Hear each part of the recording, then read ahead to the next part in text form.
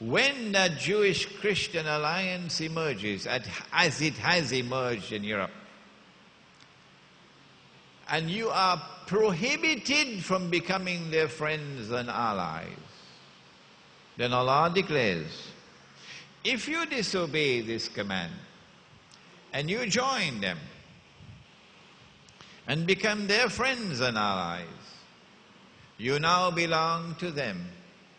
You no longer belong to us. So, we need a new theology for the last age. We cannot remain with the old theology of how do we define a Muslim.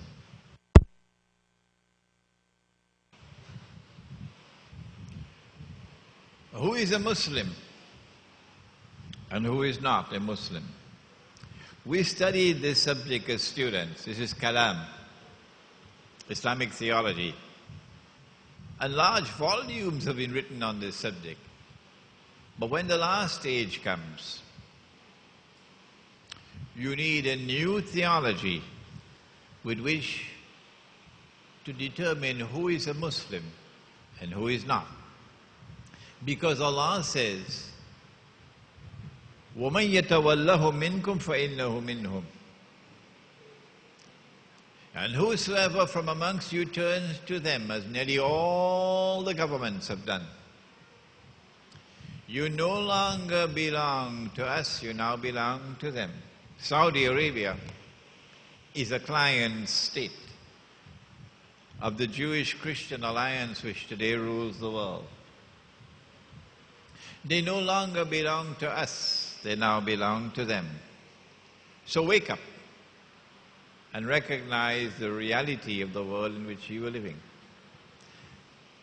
This pivotally important verse of the Quran, pivotally important verse of the Quran, for understanding the reality of the world today.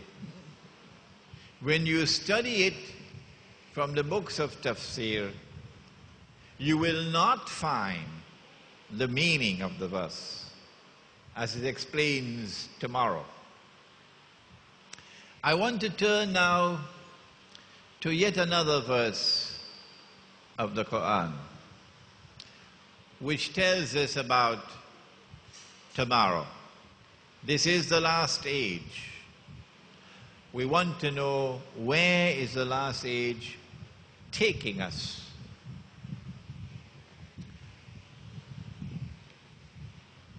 In Surah Al-Anbiya, Surah number 21 of the Quran, the prophets, there is a remarkable verse. I have a dear student, a sheikh from Africa, from Niger, who did his PhD in Islamic studies, and who probably is weeping today. Sheikh Saleh Idrisa Ibrahim. And when the recording of this lecture reaches him, he'd probably weep even more. Because for the last 2 months, he's been trying to attend this retreat. And today he's not here. He has his ticket paid for, but today he's not here because he did not get a visa as yet to come. Having fulfilled all the requirements for a visa, a man with a PhD, a sheikh from Africa, and could not be here in the Caribbean to attend today's program. But Sheikh Saleh has studied this verse with me. We've jointly worked on this ayah. Every single tafsir we've studied. What is the verse? Allah speaks, بَعْدَ أَعُوذُ بِاللَّهِ مِنَ الشَّيْطَانِ الرَّجِيمِ. And he says, he speaks about a town, Qarya, a town. And he says that he destroyed that town. And having destroyed the town, he placed a ban that they could never return to the town to reclaim it as their own, the people of the town. No. They can never return to this town to reclaim it. Hatta, until, he's speaking now of tomorrow, until a time comes when one of the major signs of the last day appears. What is it? The companions were sitting talking amongst themselves when he, the Prophet ﷺ, came and asked, "What are you talking about?" And they said, "We're talking about the signs of the last day." And he said the last day would not come until, and he mentioned 10 signs. You know them, don't you? The fingertips.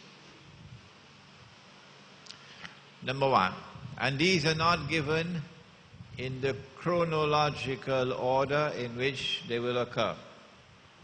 Number 1, Dajjal, the false Messiah, the Antichrist. Number 2, Gog and Magog, who are in the Bible. Gog and Magog, Ya'juj and Ma'juj. Number 3, the return of the Son of Mary. The return of the Son of Mary. Number 4, Dukhan, smoke. Number 5,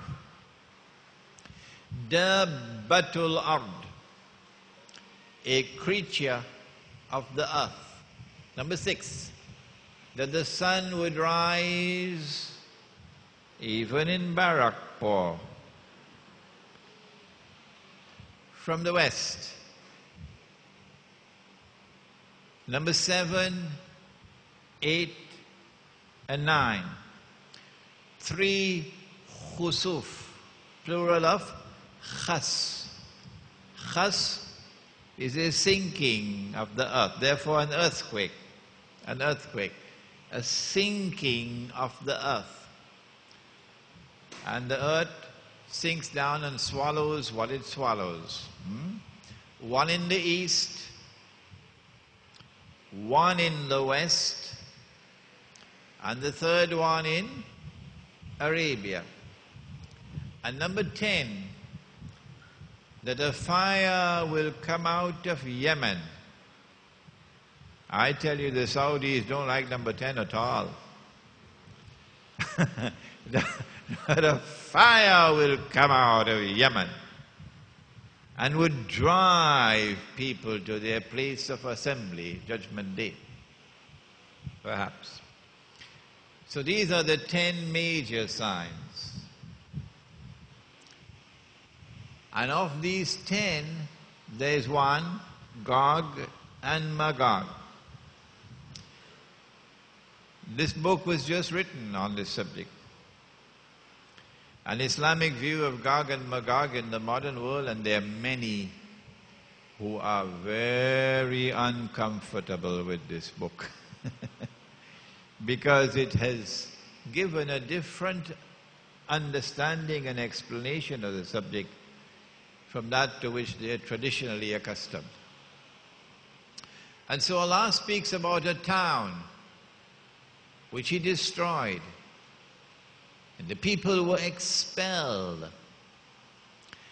And then He placed a ban that they could never return to reclaim that town as their own. حتى إذا فتحت يأجوج ومأجوج وهم من كل حدب ينسلون, until Gog and Magog are released. Allah releases them, not the Security Council of the UN. Allah releases them. Until Gog and Magog are released. And when they are released, nasl,